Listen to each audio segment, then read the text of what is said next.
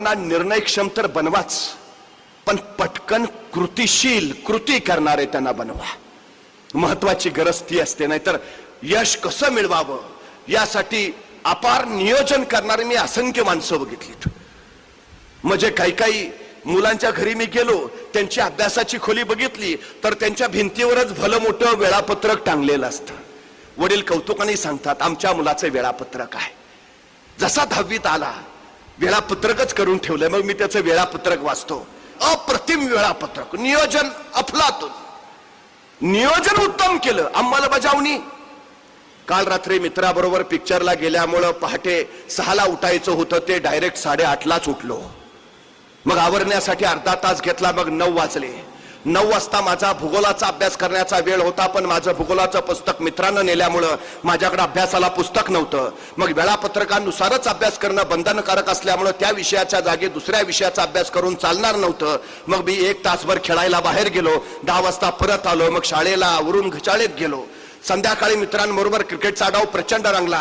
1 तासभरच खेळायचं होतं, पण नंतर मित्रांच्या आग्रहामुळे 2 तास खेळलो. त्यामुळे घरी यायलाच मला 7:30 वाजले. मग आई पण म्हटली की गरम गरम पुऱ्या केल्यात, पटकन खाऊन घे. मग 9:30 वाजता जेवणाचं टाइम मी 8:30लाच जेवून घेतलं. खरं तर संध्याकाळी मला इंग्रजीचा अभ्यास करायचा होता, पण आता पुऱ्या खाऊन खाऊन पोट इतकं फुगलं होतं की झोपल्याशिवाय पर्यायच नव्हता. उद्यापासून वेळापत्रकाप्रमाणे वागायचं ठरवून मी मग झोपी गेलो.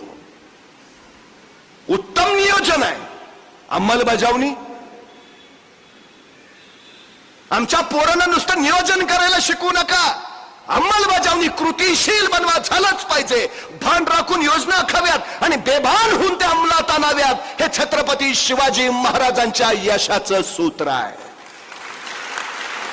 50 वर्षाचं आयुष्य आहे महाराजांचं, पण या 50 वर्षाच्या आयुष्यात एकही घटना अशी नाही, एकही प्रसंग असा नाही की ज्याचं महाराजांनी नियोजन केलं नाही. अहो ते जाऊ द्या, जन्माला येण्या अगोदरच ज्यांच्या आयुष्याचं नियोजन ठरलंय असा महापुरुष जर कुणी या सृष्टीत जन्माला आला असेल तर ते आहेत छत्रपती शिवाजी महाराज.